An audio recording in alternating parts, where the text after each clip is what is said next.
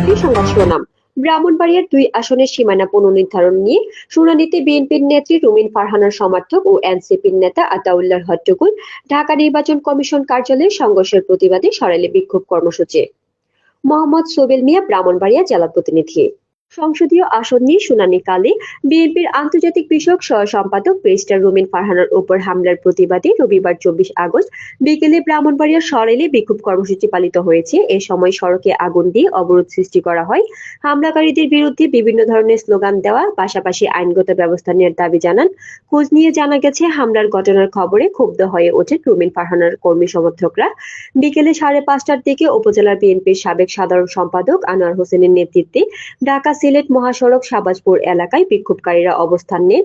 এই সময় সড়কে আগুন জ্বালিয়ে অবরোধ সৃষ্টি করা হলে যান চলাচল বন্ধ হয়ে যায়। আন্দোলনে বিএনপির নেতা আনোয়ার হোসেন ছাড়াও মুন্সি আমান, জুয়েল আলী, জুনায়েদ খান, মনির হোসেন, ফজল খান, জাকির হোসেন, মোহাম্মদ হেলাল প্রমুখ সহ শত শত মানুষ অংশগ্রহণ নেন।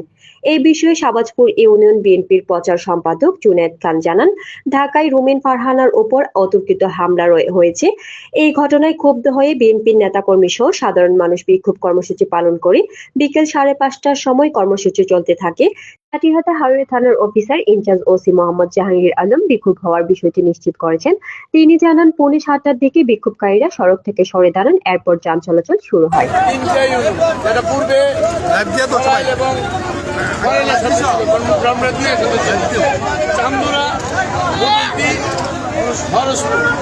এটা আমরা যখন ছোট ছিলাম তখনও দেখেছি।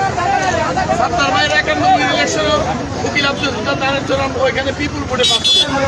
এই তিনটা ইউনিয়ন আমাদের সাথে সার্বক্ষণিক ছিলেন। 17 বছরে আওয়ামী লীগ এসে তস করে বিএনপির ভালো অবস্থা এটা ব্যাংকের চুরমার করে দিয়েছে।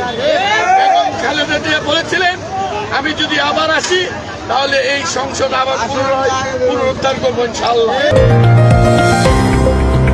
সত্য প্রচারে নিউজ 24, ব্রাহ্মণবাড়িয়ায় সেরা।